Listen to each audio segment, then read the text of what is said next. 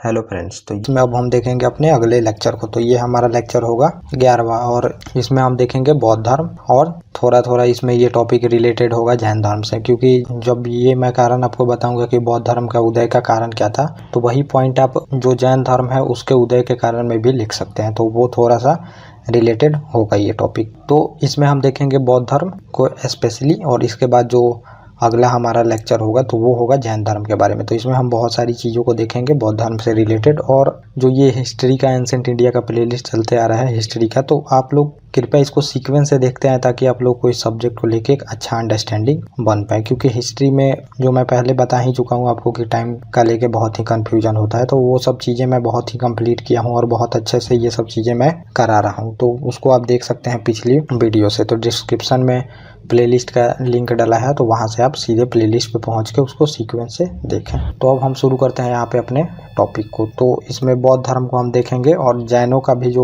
होगा इसमें उत्कर्ष वगैरह का बताऊंगा, चाहे प्रभाव क्या हुआ। तो ये सब आप जब जैन धर्म के बारे में पूछे तब भी आप लिख सकते हैं। तो बुद्धिज्म एंड जैनिज्म इसमें हम देखेंगे। तो पहले हम थोड़ा सा इसमें समझ लेते हैं हिस्ट्री, मतलब कि कैसे कैसे हिस्ट्री। तो वो जो मैंने आपको हिस्ट्री का काल विभाजन किया था, तो मैं अभी सिंधु घाटी सभ्यता के बाद से आपको बता रहा हूँ। तो उसके पहले का मैं जो मध्य पूरा पहचान काल, नव पूरा पहचान काल, चैलियोलिथिक पीरियड जो ताम्र पहचान काल था, ये सब हो गया था। उसके बाद हुआ कि सिंधु घाटी सभ्यता आई थी हिस्ट्री में, और सिंधु घाटी सभ्यता मैंने बहुत ही अच्छे से कंप्लीट आपको कर दिया है। उसके बाद हुआ कि सिंधु घाटी सभ्यता जब समाप्त हुई तो फिर हुआ कि 200 सालों का जो 1750 ईस्वी में माना जाता है कि ईसा पूर्व 1750 ईसा पूर्व माना जाता है कि सिंधु घाटी सभ्यता समाप्त हो गई। और वहाँ से हुई कि 200 साल का इतिहास हमारे पास उतना अच्छे से है नहीं, मतलब वो ट्रांजिशन फेज था। वहाँ से फिर वैदिक सभ्यता जो विकसित होती है तो उसको माना जाता है कि ये ट्रांजिशन फेज था, मतलब कि परिवर्तन का समय था। तो वहाँ से फिर परिवर्तन होते होते फिर हम देखते हैं कि आर्यों का आगमन होता है और आर्य धीरे धीरे अपना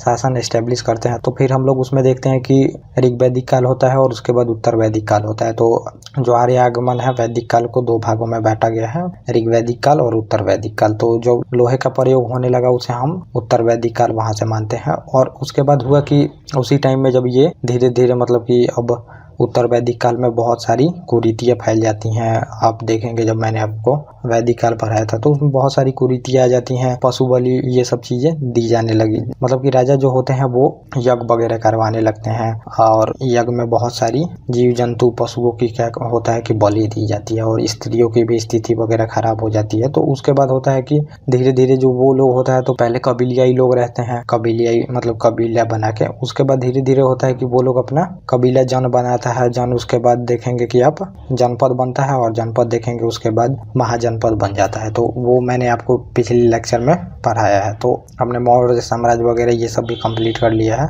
मगध साम्राज्य का। तो महाजनपद बन जाता है, मतलब कि, और उसमें बहुत सारी ये सब कुरीतियाँ वगैरह चलते रहती हैं। तो फिर होता है कि अब यहाँ पे ब्राह्मण धर्म था उस टाइम, मतलब ब्राह्मण धर्म चलते आ रहा था, हिंदू धर्म आप जिसे बोलते हैं, तो वो चलते आ रहा था। तो उसमें बहुत सारी कुरीतियाँ भर जाती हैं ये सब। तो इस वजह से होता है कि 2 नए धर्म का उत्पत्ति होता है, क्योंकि लोग बहुत परेशान हो जाते हैं। मतलब वो जो भी धर्म चलते रहता है उसमें बहुत सारे कर्म कांड वगैरह ये सब चीज़ें हो जाती हैं, बलि वगैरह देना, तो लोग बहुत त्रस्त हो जाते हैं। और उसमें जो निचला कास्ट होता था उसको बहुत ही प्रताड़ना ये सब मिलती थी। तो इस वजह से उस टाइम के लोग परेशान हो जाते हैं। परेशान होकर फिर यहाँ पे 2 नए धर्म का उत्पत्ति होता है और सारे लोग उसको फॉलो करने लगते हैं। तो वही बौद्ध धर्म और जैन धर्म होते हैं। तो जैन धर्म पहले आया है, लेकिन हम पहले देखेंगे बौद्ध धर्म। तो अब हम इसमें यहाँ पे देख लेंगे कि आखिर में इसको उदय का कारण क्या था बौद्ध धर्म। तो आपको काफी अच्छे से अंडरस्टैंडिंग होगी कि आखिर में बौद्ध धर्म आया क्यों। तो पहला है वर्ण व्यवस्था। तो जो वर्ण उस टाइम बटा था उत्तर वैदिक काल के बाद आप देखेंगे, तो वो पहले तो था काम के आधार पे था जो ऋग्वैदिक काल में। उसके बाद जब उत्तर वैदिक काल आया तो वो जाति के आधार पर, मतलब लोगों का होने लगा। अब इस जाति में आप पैदा लीजिएगा तो उसी जाति का कहलाइएगा। तो पहले ये सब चीजें नहीं थी, तो फिर जाति व्यवस्था आ गई, वर्ण व्यवस्था जाति में परिवर्तित हो गई। और उस टाइम जो थे ब्राह्मण, क्षत्रिय, वैश्य और शूद्र थे। तो ये तो भेदभाव यहाँ पे होती थी। तो जो ये मान लीजिए कि जो ऊंचे वर्ण के थे ब्राह्मण और क्षत्रिय, तो इनकी जो थी वो समाज में बहुत ही उच्च कोटि का माना जाता था, और इनको जो ब्राह्मण थे, तो इनको ये सब चीज़ें माना जाता था कि इन लोगों को जैसे दान दक्षिणा ये सब चीज़ें लोगों को देना इनका लोगों का कर्तव्य होता था, ब्राह्मणों आदि को। और इनका जो ब्राह्मण जो होते थे इनको शिक्षा आदि देने का अधिकार, ये सब चीज़ें जो भी ऊंचे मतलब लेवल की चीज़ें थी तो ये ब्राह्मण करते थे। और क्षत्रिय जो थे वो शासन प्रशासन देश की मतलब जो उस टाइम अपना देश ही था तो समझिए देश की सेवा करना, उसको बाउंड्री को बचा के रखना, ये सब चीज़ें क्षत्रिय करते थे। तो इस वजह से लोग बहुत परेशान हो गए, मतलब कि अब जो शूद्र थे तो उनको सभी का सेवा करने का ये था। तो अब जो स्ट्रक्चर होता है तो कोई समाज का आप देखिएगा तो ऐसे स्ट्रक्चर होता है, तो निचले कास्ट के लोग ज़्यादा होते हैं किसी भी समाज में, ऊपर कास्ट के बहुत ही कम होते हैं, शासन प्रशासन चाहे ऊंची कास्ट के लोग ये लोग बहुत कम होते हैं। तो मेनली ज़्यादा लोग आप देखिएगा तो किसी भी समाज में नॉर्मल लोग या फिर जो शूद्र वगैरह थे तो वो ज़्यादा थे। तो इस वजह से उनको ये सब अच्छा नहीं लग रहा था और जाके फिर इन्होंने ये सब चीज़ें छोड़ के जो ये व्यवस्था चल रही थी उस टाइम की, नया एक बौद्ध धर्म उत्पन्न होगा तो उसको ये अपनाएंगे। और वैसे भी इसमें ये आगे मैं बताऊंगा कि वैसे भी चाहते थे कि ये हो और क्षत्रिय भी चाहते थे कि ये हो, बौद्ध धर्म का विकास हो, तो ये सभी चाहते थे वहाँ पे, ये मैं आपको बताऊंगा अभी आगे। और दूसरा था कि पुरोहित ब्राह्मण के विरुद्ध क्षत्रियों का खड़ा होना। और महावीर और जो बुद्ध थे तो ये खुद क्षत्रिय थे, तो जो पुरोहित थे वो भी ब्राह्मणों के विरुद्ध खड़े हो गए। मतलब पुरोहित आप समझ सकते हैं क्षत्रिय को, तो ये लोग भी चाहते थे कि मतलब ब्राह्मणों को नीचा किया जाए, क्योंकि अब देखिए कि ये जो क्षत्रिय थे तो ये ब्राह्मण लोगों से चिढ़ते भी थे। ऐसा बहुत सारे बुकों में लिखा गया है कि जैसे कि शासन प्रशासन यही चलाते थे, देश के लिए लड़ाई यही करते थे, सीमा सुरक्षा यही करते थे, सब कुछ सुरक्षा यही करते थे, लेकिन समाज में सबसे ज्यादा इज्जत वगैरह इनकी की जाती थी ब्राह्मणों की। तो क्षत्रिय भी इनसे परेशान थे। और बाद में जब क्षत्रिय ही सपोर्ट करते हैं दोनों धर्म को, तो महावीर भी आप देखेंगे कि क्षत्रिय ही थे और बुद्ध जो थे ये भी क्षत्रिय थे। तो अब जब आप खुद मतलब कि बड़े जो जाति हैं अब आप वो किसी चीज को सपोर्ट करते हैं जो जिसमें कि सबको बराबरी वगैरह का ये सब चीजें दी जाती हैं, तो वो चीज का बढ़ावा होगा ही होगा, ये हुआ इसमें। तो ये भी चाहते थे जो ब्राह्मणों को मतलब कि नीचा लाया जाए, ब्राह्मण जो धर्म था मतलब कि जो हिंदू धर्म था इसको धीरे धीरे ये लाया जाए, तभी जाके बौद्ध धर्म का इसमें विकास होने का ये भी कारण माना जाता है दूसरा। और तीसरा है कि पूर्वोत्तर भारत में कई कृषि भूमि अर्थव्यवस्था का विस्तार हुआ, वैदिक कर्मकांड से अंधाधुंध पशुओं को मारे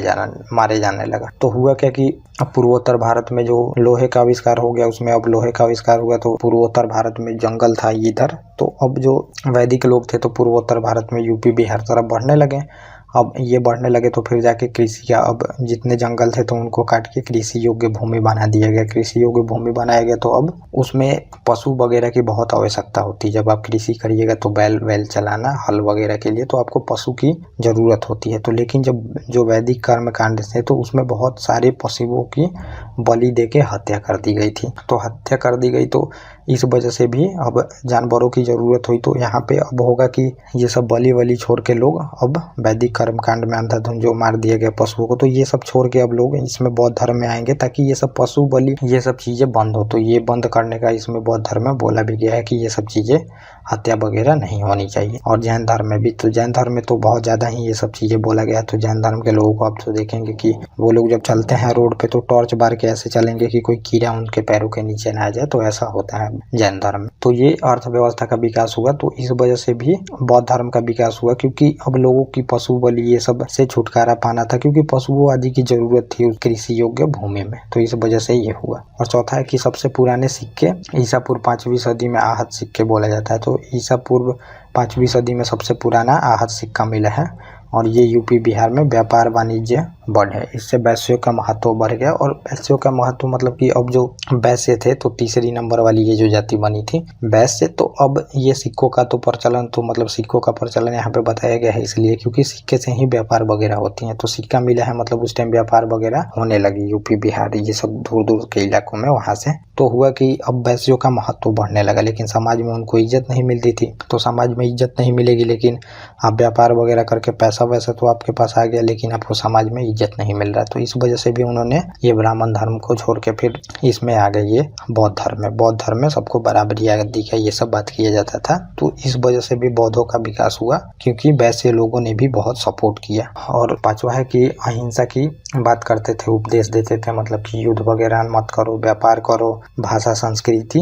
और भाषा प्राकृत थी। तो बौद्ध धर्म की जो भाषा थी ये प्राकृत नहीं, यहाँ पे पाली होगा। तो पाली इनकी भाषा थी। तो अहिंसा वगैरह का ये उपदेश देते थे तो लोग थक चुके थे। कोई भी समाज होगा तो अगर वो स्टेबल नहीं रहे तो लोग परेशान हो जाते हैं उसमें। तो युद्ध वगैरह कबीलियाई लोग अपने में ही बहुत लड़ते थे, हिंसा वगैरह करते थे और युद्ध में बहुत सारे लोग वगैरह कबीलियाई लोग मारे जाते थे। तो इस वजह से चाहे जनपद में लोग बहुत मारे जाते थे। तो इस वजह से लोग बहुत परेशान थे, मतलब कि जिंदगी में शांति नहीं थी उनकी। और फिर ये जो धर्म हुआ बौद्ध धर्म, जैन धर्म, तो ये अहिंसा की बात करते थे। तो इस वजह से हुआ कि अब लोग इसको ज़्यादा सपोर्ट किए और व्यापार वगैरह बढ़ाने की भी इसमें बात की गई। मतलब युद्ध छोड़ के आप व्यापार वगैरह करो, शांति से ज़िंदगी जियो, हर एक चीज़ों का सुख सुविधा पाओ इसमें। और भाषा पाली थी तो ये नॉर्मल भाषा थी, लोगों को समझ में आई। तो ये सब चीज़ों की वजह से भी इनका विकास हुआ बौद्ध धर्म और जैन धर्म का। और लोग आदिम जीवन में लौटना चाहते थे, असमानता बहुत ज़्यादा बढ़ गई थी। तो लोग अब चाहते थे कि हम क्यों ना पिछले जीवन में ही चले जाएं,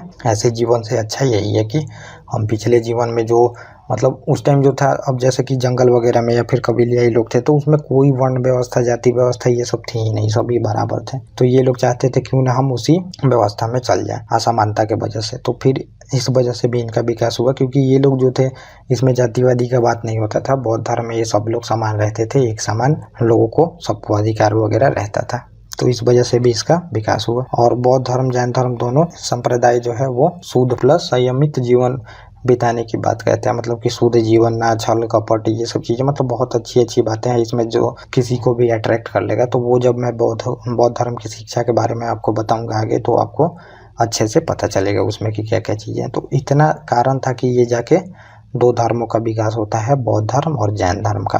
तो ये कारण आप बता सकते हैं जब भी एग्जाम है। तो एग्जाम में मोस्ट इम्पॉर्टेंट ये दोनों टॉपिक है, तो आप इसको अच्छे से करेंगे। और अच्छे से मैं तो कराया ही हूँ, बस आप लोगों को इसको अच्छे से देखना है बस। तो इतना हो गया कि इन दोनों धर्मों का विकास क्यों हुआ। तो दोनों धर्मों के विकास में ये चीज़ें आप लिख सकते हैं। तो दोनों धर्म सिमिलर ही है, बहुत थोड़ा अंतर ही है, थोड़ा बहुत इसमें, तो आगे आपको पता चलेगा। तो अब हम देख लेते हैं बेसिक चीज़ें बौद्ध धर्म से रिलेटेड, जो कि बार बार क्वेश्चन में आते हैं। तो बौद्ध धर्म, तो इसके जो संस्थापक थे तो आप जानते हैं कि बुद्ध हैं। तो इनका जन्म जो था वो 563 ईसा पूर्व में हुआ था। शाक्य नामक क्षत्रिय कुल में इनका जन्म हुआ था और कपिल वस्तु के निकट लुम्बिनी में इनका जन्म हुआ था। और आज जो इसको माना जाता है, तो कुछ लोग तो मानते हैं कि जो ये कपिल वस्तु है तो वो आज का नेपाल का इलाका लोग मानता है कि तिलौरा कोट माना जाता है आज का जो नेपाल का इलाका है। लेकिन विसेंट स्मिथ हैं, वो बोलते हैं कि ये यूपी का बस्ती का इलाका में आज का है। तो आप ये ध्यान में रखिएगा कि कौन सा इलाका है। और इनकी माता जो थी वो माया देवी थी और इनके जन्म के 7वें दिन इनकी मृत्यु हो जाती है। और पालन पोषण इनकी माता प्रजापति गौतमी करती हैं। तो ये इनकी मौसी रहती हैं और इनसे बोला जाता है कि फिर शादी वो करते हैं और पालन पोषण होता है।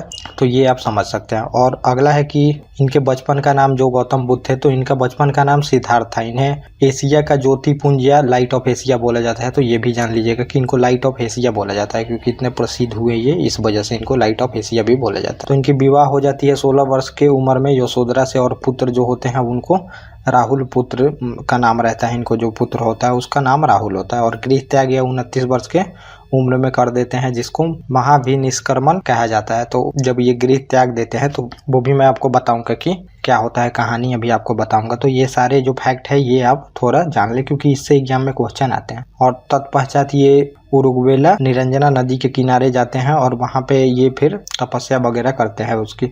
और फिर इनकी निर्वाण मतलब ज्ञान की प्राप्ति हो जाती है 35 वर्ष की उम्र में। 6 वर्ष बाद इनको ज्ञान की प्राप्ति होती है। और महापरिनिर्वाण इनको प्राप्ति मतलब कि निर्माण की प्राप्ति हो जाती है इनको 483 ईसा पूर्व में, मतलब कि इनकी मृत्यु हो जाती है कुशीनगर में। तो अब हम थोड़ा सा एक कहानी के तौर पे जान लेते हैं कि क्या कहानी थी और कैसे कैसे हुआ ये सब चीज़ें। तो जब गौतम बुद्ध का जन्म हुआ तो उस टाइम भविष्यवाणी किए थे जो इनके मतलब गुरु थे। तो राजा को मतलब कि आके वो यहाँ पे भविष्यवाणी करते हैं कि आपका पुत्र जो होगा ये या तो बहुत बड़ा राजा बनेगा या फिर सन्यासी बन जाएगा। तो इनको उस टाइम से ही क्या करते हैं राजा की अब ऐसी चीजें मत सुविधाएं वगैरह देते हैं ताकि इनको राजा बनने की तरफ ही ये ले जाना चाहते थे। तो ऐसी सुविधाएं वगैरह इनको देते थे ताकि ये कभी सोच ही ना सके कि सन्यासी वगैरह बन सके। तो ये नहीं सोचते थे वो कि ये ऐसा ना हो सके, ऐसा ये इनके जो पिताजी थे वो सोचते थे। तो इसी वजह से क्या किए कि एक इनके लिए महल बनवाते हैं और महल सारी सुविधाओं से लैस रहती है। तो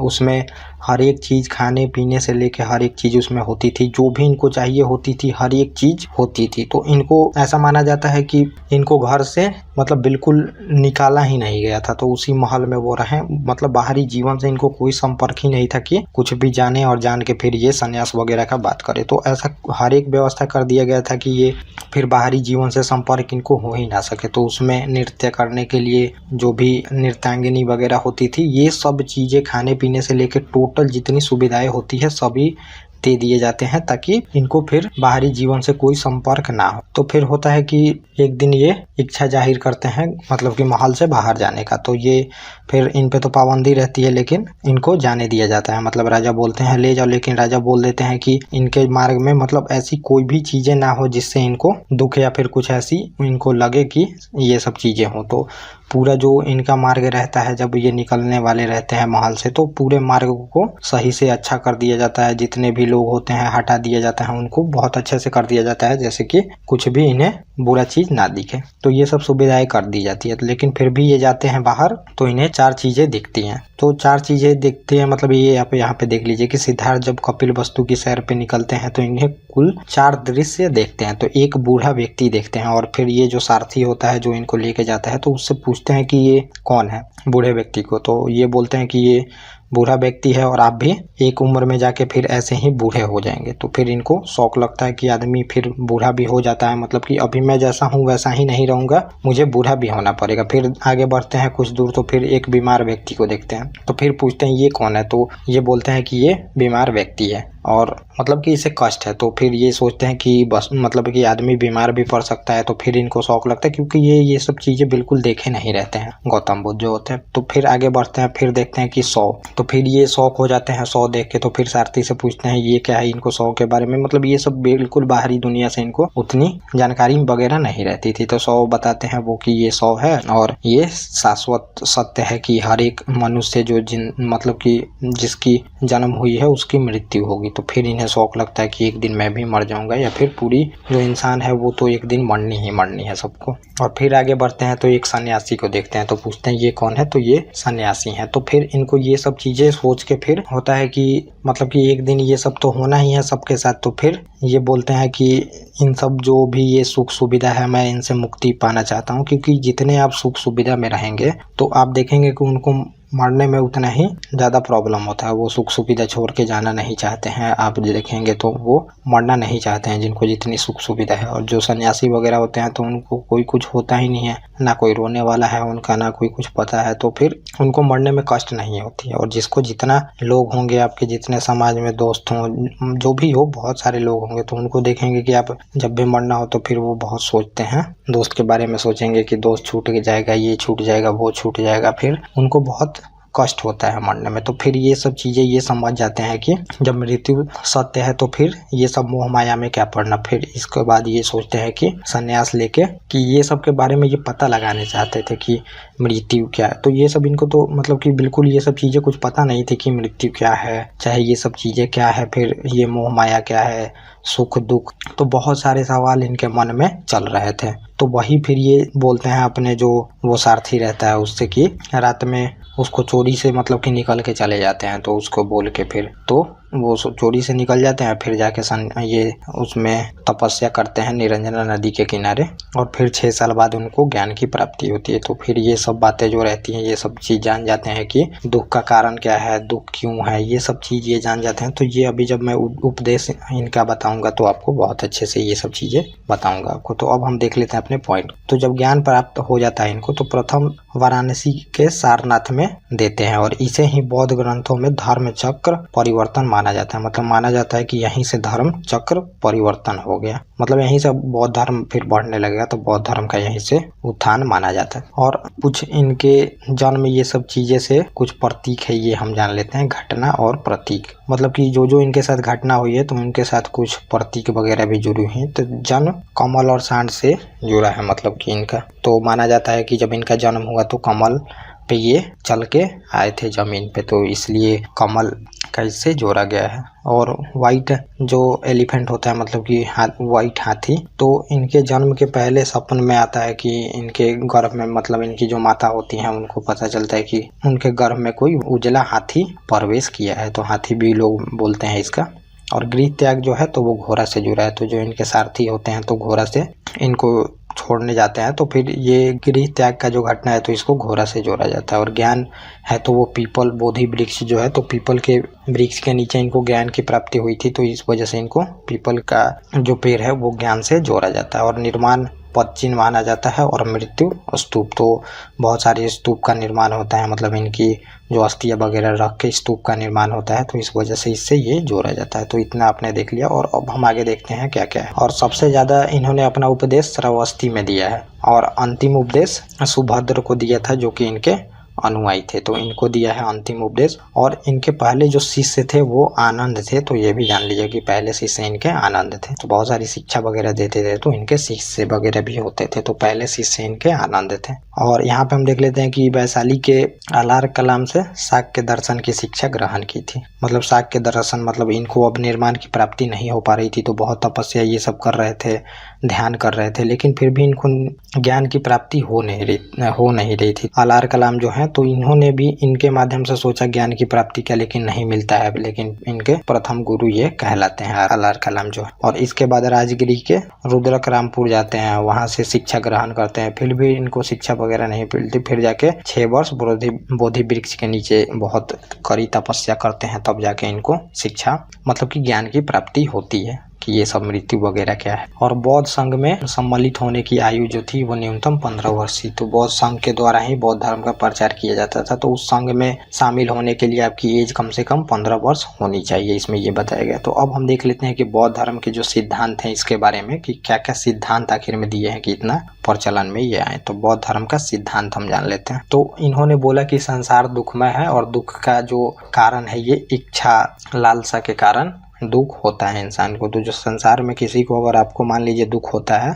तो ये ऐसा नहीं है कि आप एग्जाम के लिए पढ़े, तो इसको आप रियल जिंदगी में भी इम्प्लीमेंट कर सकते हैं, या फिर बहुत सारे आपके जो क्वेश्चन होंगे मन में वो आपको यहाँ से जवाब मिल सकते हैं। तो ये मत समझिएगा कि बस ऐसे इसको धर्म के रूप में पढ़ाया जा रहा है। तो करोड़ों लोग इस धर्म को पालन करते हैं, तो आखिर में कुछ ना कुछ तो होगा इसमें अच्छा कि लोग पालन करते हैं। तो इस वजह से आपको इसकी अच्छी जो बातें हैं उसको अपने रियल लाइफ में भी इम्प्लीमेंट करना चाहिए। और बहुत सारे जो आपके क्वेश्चन होते हैं जिंदगी से, या फिर बहुत सारे आपके दुख के जो कारण हैं, या फिर बहुत लोग आप तो देख रहे हैं कि तनाव भरी जिंदगी है, हर एक लोग रेस में लगा है, ये कमाना वो कमाना, उनसे आगे निकलना। तो ये सब चीज़ों का भी आपको जवाब मिलेगा यहाँ पे। तो इसको काफ़ी अच्छे से देखें और समझें भी इसको, ये नहीं है कि बस एग्जाम में आपके आएगा तो इसको पढ़। तो जो इन्होंने दुख का कारण बताया है, इसको बताया है इच्छा और आपकी लालसा। तो आपके दुख का कारण क्या है? आप मान लीजिए आप बाइक खरीदना चाहते हैं लेकिन आप पास वो सक्षमता नहीं है तो आप नहीं खरीद पा रहे हैं, तो फिर आप दुखी होइएगा। चाहे आप कार खरीदना चाह रहे हैं, चाहे जो भी चीज़ें खरीदना चाह रहे हैं, कोई डिग्री पाना चाहते हैं, कोई जॉब पाना चाहते हैं, आपकी लालसा है, तो अगर वो नहीं मिल रही है तो वो आपके दुख का कारण बन रही। तो इन्होंने ये बोला कि इच्छा जो है या फिर लालसा वही दुख का कारण बनती है संसार में। तो जितना आप ये सब चीज़ें लेके चलेंगे कि मुझे ये चाहिए वो चाहिए, ऐसे कर लो वैसे कर लो, तो उतना ही आपके दुख का कारण होगा, ये बौद्ध धर्म के अनुसार इसमें आप समझ लीजिए। और लालसा पर विजय तो निर्माण प्राप्ति हो जाती है जन्म और मृत्यु से। मतलब कि जन्म और मृत्यु से जो लालसा आदि पे अपने आप विजय प्राप्त कर लेते हैं, जैसे कि आपके पास जो भी है उसी में खुश हैं, तो आप इससे विजय प्राप्त कर लेते हैं अपने दुख पे। तो जन्म और मृत्यु ये सब चीज़ों से आपको मुक्ति मिल जाती है। तो जितनी आप इच्छा या फिर जितना सुख सुविधा में आप जिंदगी बिताएंगे, फिर उतना ही आपको बाद में उन सब चीज़ों को छोड़ने या फिर त्यागने में उतना ही दुख होता है इनके द्वारा। तो बात सही भी है बिल्कुल 100%। और अगला है कि बौद्ध धर्म में त्रिरत्न है, बौद्ध धम्म एवं संघ। तो इसमें त्रिरत्न है, मतलब इसमें बताया गया है कि आप कैसे निर्माण की प्राप्ति कर सकते हैं। तो या तो आपको बुद्ध से मतलब ज्ञान की प्राप्ति हो जाए, या फिर आप जो धम्म है इनकी शिक्षा वगैरह दी गई है, तो इनके जो शिक्षा दी गई है तो इनके बुक को फिर, अब ये तो मौखिक शिक्षा देते थे लेकिन बाद में हुआ कि इनके शिक्षा को लिखा भी जाएगा। तो काउंसिल जो होगी तो उसी में जो भी इनकी शिक्षा दी गई रहती है तो उसको लिखी जाती है बुक में। तो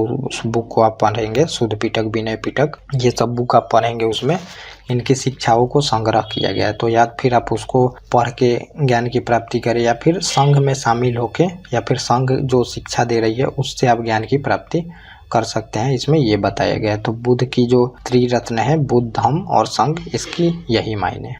और सांसारिक दुखों के संबंध में इन्होंने 4 आर्य सत्य दिया है कि ये बिल्कुल आर्य सत्य है कि क्यों संसार में दुख होते हैं, मतलब कि क्या क्या दुख के से रिलेटेड चीजें हैं, मतलब दुख है तो क्यों है, दुख का उपचार क्या है, यही सब अब ये बताएंगे इसमें। तो ये 4 आर्य सत्य दिया है, इसको कोई भी मना नहीं कर सकता है। तो पहला हम देख लेते हैं कि पहला इन्होंने बोला है कि दुख, तो दुख होगा आपको, तो दुख होगा तो इन्होंने बताया कि संसार जो है ये दुखमय है। तो पूरा संसार समझ लीजिए कि दुखमय है, कोई खुशी नहीं है, किसी को कुछ चाहिए, किसी को कुछ चाहिए, मतलब कि हर एक लोगों को चाहिए ही चाहिए कुछ ना कुछ। तो ये बताया इन्होंने कि संसार दुखमय है। तो यहाँ पे आप समझ लीजिए कि जो दुख है वो रोग है, मतलब कि जो आपको दुख हुआ है तो आपको समझ लीजिए कि कोई शरीर में रोग हो गया तो वो आपका दुख। और दूसरा इन्होंने बोला है दुख समुदाय, मतलब कि जो दुख है उसका कारण भी है तो रोग का कारण भी है। तो अगर आपको कोई रोग होता है, जैसे कि मान लीजिए आपको डायबिटीज है, तो उससे आपको दुख है, समझ लीजिए, मतलब ये एग्जाम्पल के लिए है, समझने के लिए है ये चीजें। तो आपको डायबिटीज है तो आपको दुख है, मतलब कि जो रोग है उससे। तो अब ये दुख जो है तो इसका कारण भी होगा, ऐसे नहीं है कि आपको डायबिटीज ऐसे ही हो जाएगा आपको। तो दुख का कारण आप समझ लीजिए, जैसे कि आप बहुत कुछ मीठा खाते हैं, एक्सरसाइज नहीं करते हैं और ये सब चीजें करते हैं, मतलब कि आपका खान पीन ये सब चीजें सही नहीं है, तो ये आपका कारण हो गया दुख का। तो जो दुख है संसार में तो इसका कारण भी है। तो आपको जो भी दुख है, जैसे कि आपको इच्छा है गाड़ी की खरीदने की, तो आपको ये दुख है और इसका कारण भी है कि आपको इच्छा है खरीदने की उसको। तो मतलब कि आप इसमें समझ लीजिए जो रोग है उसका रोग का कारण भी है इसमें। और तीसरा है इसमें दुख निरोध, मतलब ये जो दुख है आपका इसका समाधान भी है, ऐसा नहीं है कि दुख का समाधान नहीं है, तो इसका समाधान भी है, तो इसका इलाज भी है। जो आपकी डायबिटीज रोग हो गई तो उसका इलाज भी है कि आप उसको क्योर करके रख सकते हैं, अच्छी जिंदगी जी सकते हैं, मतलब जड़ से तो नहीं कर सकते इसका इलाज, लेकिन इसमें जो दुख निरोध बोला गया है तो इस दुख का इलाज भी है। और दुख जो है उसको दुख निरोधगामिनी प्रतिपदा कहा गया है, दुख निरोध को, मतलब कि ये जो दुख है तो इसको कैसे समाप्त किया जा सकता है। तो दुख निरोध मार्ग, मतलब आप ये समझ लीजिए ये जो है ये दवा है कि आप दुख को कैसे समाप्त करिएगा। तो पहला आपको रोग है, मान लीजिए डायबिटीज, तो रोग का कारण है आपका लाइफ स्टाइल सही नहीं है, ये सब चीजें नहीं है, फिर आप डॉक्टर से दिखाते हैं तो डॉक्टर बोलता है कि इसका निदान हो सकता, और निदान में बोलता है कि दुख निरोधगामिनी प्रतिपदा, मतलब दुख निरोध का मार्ग भी है, ये दवा है। और दवा क्या है, दवा है अष्टांगिक मार्ग, मतलब जो बुद्ध ने अष्टांगिक मार्ग दिया है, मतलब दुख को दूर करने के लिए, तो ये है दवा जो आपको दुख हुआ है। मतलब कि अगर ऐसे आप जीवन को व्यतीत करते हैं तो आपको दुख नहीं होगा। तो इसमें इन्होंने पहला बताया कि सम्यक दृष्टि रखिए, दृष्टि आपकी सही होनी चाहिए, ज़्यादा चीज़ों को मतलब कि गलत वे में या फिर ऐसे चीज़ों को इच्छा ना जगाएं अपना कि जिससे आपको दुख हो। तो इन्होंने बोला है कि सम्यक दृष्टि रखिए, सम्यक संकल्प लीजिए, मतलब कि जो काम आपको करना है, चाहे जो चीज़ें हैं वो करना है तो उसको संकल्प लीजिए, करिए। और सम्यक वाणी बोलिए, वाणी मतलब अच्छी वाणी बोलिए, किसी से बुरा मत बोलिए, किसी से गलत मत बोलिए, किसी को ऐसी बात ना बोलिए जिससे दुख लगे उसको। सम्यक कर्मांत करिए, मतलब अच्छे कर्म करिए, ये सब करिए अच्छे, ताकि आपसे लोगों को फायदा हो तो उससे खुशी मिलती है। तो ये सब बोला इन्होंने, सम्यक कर्मांत मतलब सम्यक काम करिए। और मतलब कि सम्यक जो आजीव है, मतलब कि मेहनत से अपना आजीविका करना, मतलब कि मेहनत से अपना कमा के खाना, व्यापार जो भी है, जानवरों का व्यापार ना करना, मांस का व्यापार ना करना, मध का व्यापार, ये सब मतलब जो नशीली चीजें होती है, विष का व्यापार, ये सब चीजें ना करना, ये सब हानि का कारण बनते हैं। और अगला है कि सम्यक व्यायाम करना, मतलब कि अष्टांगिक जो मार्ग है उसको पालन करने का अभ्यास करना, जो शुभ विचार, मतलब जो शुभ काम होते हैं उनके करने का मन में विचार रखना, ये सब चीजें करना, गलत चीजों को मन में ना रखना, गलत चीजों का मन में नहीं आने देना, ये सब चीजें इसमें करना, ये बोला जाता है। और सातवां है कि सम्यक स्मृति, स्वयं को ठीक प्रकार से देखना, इसमें ये होता है सम्यक स्मृति, मतलब कि स्वयं को अच्छे से देखें, एकाग्रता हो सकता है, मतलब इससे मनुष्य स्वयं को सही से देखे, एकाग्र हो, मतलब कि इन सब से दुख निवारण की जो चीजें हैं वो आपको रास्ता आसान होता है। और अगला है कि सम्यक समाधि लेना, तो सम्यक मतलब समय पे समाधि लेके फिर जीवन के दुख को त्याग करे, तो इनसे आपको कम दुख होगी। तो ये इन्होंने बोला है अष्टांगिक मार्ग में। और इसको पालन करने के बाद जो तृष्णा होती है जो मनुष्य की, ये नष्ट हो जाती है और आदमी जो होता है वो निर्माण की प्राप्ति कर लेता है। तो ये सब चीज़ें करने से जो होती है आदमी की तृष्णा मतलब जो चाहत है वो नष्ट हो जाती है और आदमी निर्माण की प्राप्ति कर लेता है। और निर्माण का मतलब इसमें होता है कि दीपक का बुझ जाना,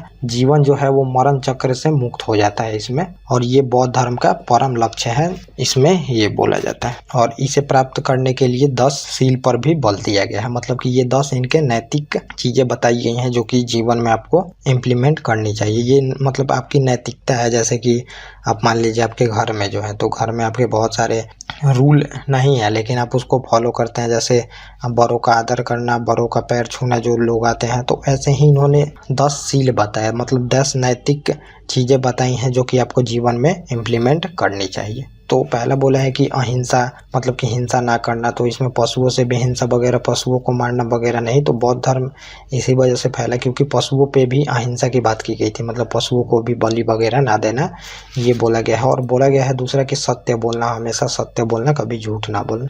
और तीसरा है असत्य, जिसका मतलब है चोरी ना करना, तो चोरी कभी नहीं करना। और अपरिग्रह मतलब संपत्ति ना रखना, तो संपत्ति रखिएगा तो फिर वो दुख का कारण बनता ही है। संपत्ति जो होता है वो, उससे लोगों को दुख होता है। जब आपकी संपत्ति जाने लगेगी तो आपको दुख होगा, तो इस वजह से संपत्ति रखना ही ना। और मद्य सेवन ना करना, तो मतलब कि टाइम वगैरह से खाना खाना और जो भी चीजें जो है कि शरीर को मतलब दिक्कत दे वो चीजों का सेवन ना करना। और असमय भोजन ना करना, इसमें ये बोला गया है कि टाइम पे आपको भोजन करनी है, मतलब जो भी खाना है वो टाइम से खाना है और उतना ही मात्रा में लेना है जिससे आपका जिंदगी चल सके। तो उसके लिए, जीने के लिए खाना है, खाने के लिए नहीं जीना है, ये इसमें बोला गया है। सातवां है कि सुप्रदय जो बिस्तर होता है, मतलब कि अच्छा बिस्तर हो आपका, बहुत ही अच्छे से लगा हो मखमल का, तो वैसे बिस्तर पे ना सोना। और धन संचय ना करना, ज्यादा धन संचय ना करना, ताकि धन दुख का कारण ये सब बन जाता है। और अगला है कि स्त्रियों से दूर रहना, मतलब कि जो भी महिलाएं होती हैं उनसे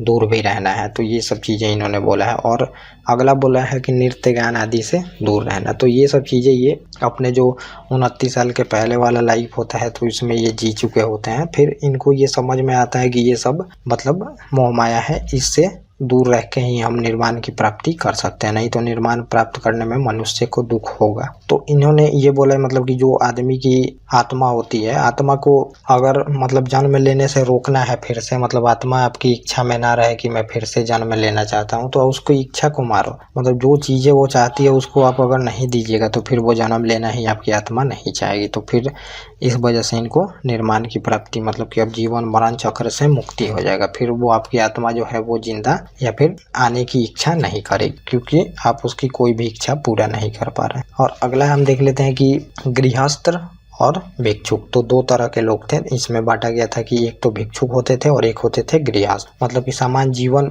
व्यतीत करते हुए, जैसे कि मैं अपना सामान्य जीवन व्यतीत कर रहा हूँ, जैसे मैं पढ़ाई लिखाई हो सकता है कर रहा हूँ, शादी भी कर रहा हूँ, ये सब चीज़ें करते हुए भी बौद्ध धर्म अपना रहा हूँ, तो मुझे गृहस्थ बोला जाएगा उसमें। और मैं सामान्य जीवन वैसे व्यतीत कर सकता हूँ, तो केवल प्रथम जो 5 है वही मुझे फॉलो करना होगा। तो ये 5 चीज़ें मुझे फॉलो करनी होगी, ये 5 चीज़ें फॉलो करनी होगी मुझे गृहस्थ रहते हुए। और जो अगला है कि भिक्षुक, तो भिक्षुक जो होते थे ये गृह अवस्था छोड़नी होती थी, तो ये शादी वादी मतलब ये सब बिल्कुल आपको संन्यास लेना होगा। तो इसमें आपको 10 सीलों को मानना होगा, जो ये 10 सील बताए गए हैं इनके, इन सबको मानना होगा आपको, तब जाके आप भिक्षुक बन सकते हैं इसमें। और आपको बिहार में रहना होगा, तो रहने का स्थल होता था, जैसे भिक्षुक आप बन जाइएगा तो आपको तो कुछ रहने का जगह चाहिए, तो उसको बिहार बोला जाता था। उसको एक जो भी आप मान लीजिए महल या फिर जैसा आप जो पंचायत वगैरह देखेंगे उस टाइप में वहाँ पे बना दी जाती थी भिक्षुकों के लिए, वो वहाँ पे रहते थे, उसको बोला जाता था बिहार। और आगे हम देख लेते हैं कि इनके जो प्रमुख अनुयायी थे राजा में, तो बिंबिसार थे, प्रसेनजीत थे, उदयन थे। आप देखेंगे कि भी अशोक भी फॉलो किए हैं इनके कलिंग युद्ध के बाद, कि बौद्ध धर्म को बहुत प्रचार वगैरह करते हैं वो। और अनिश्वरवादी है बौद्ध धर्म, मतलब बौद्ध धर्म कोई भी ईश्वर वगैरह को नहीं मानता है। और आत्मा की परिकल्पना भी नहीं है इसमें, आत्मा की परिकल्पना नहीं है, मतलब कि आत्मा को इतना सताओ कि वो जन्म ना ले, तो आत्मा की इसमें परिकल्पना नहीं है इसमें कि आत्मा फिर से जन्म ले। ये सब चीजें इसमें नहीं बोली गई है कि आत्मा को इतना सता दो कि वो फिर जन्म ले ही ना। और अगला है कि बौद्ध धर्म में पुनर्जन्म की मान्यता है। पुनर्जन्म मतलब आप समझ लीजिए जैसे कि पुनर्जन्म की मान्यता है, तो बौद्ध धर्म और जैन धर्म दोनों में पुनर्जन्म की मान्यता रहती है। और जो पुनर्जन्म ना हो इसी को ये मोक्ष बताते हैं। मतलब कि मोक्ष बताते हैं अगर आपको मोक्ष तभी मिल जाए कि जबकि आप पुनर्जन्म लेने के लिए जो आपकी आत्मा है वो इच्छुक ना हो। तो इसमें पुनर्जन्म दोनों में बताया गया है कि मान्यता है। मतलब कि जैन धर्म में ये बोला जाता है कि जो पुनर्जन्म आत्मा लेती है, मतलब आत्मा जैन धर्म में जो है तो पुनर्जन्म को आत्मा के लिए बताया गया, मतलब आत्मा चाहती है पुनर्जन्म लेना। और बौद्ध धर्म है, इसमें बताया गया है कि आपकी अगर इच्छा खत्म हो जाती है, मतलब कि इच्छा अगर आपको नहीं होती किसी चीज की, तो फिर आपका जो आत्मा है वो पुनर्जन्म नहीं लेगा। पुनर्जन्म को मानते हैं ये दोनों धर्म के लोग, लेकिन इसमें यही बोला मोक्ष की प्राप्ति का मतलब ही यही है कि आपका जो आत्मा है वो फिर से जन्म लेने का ना सोचे या फिर जन्म ना ले।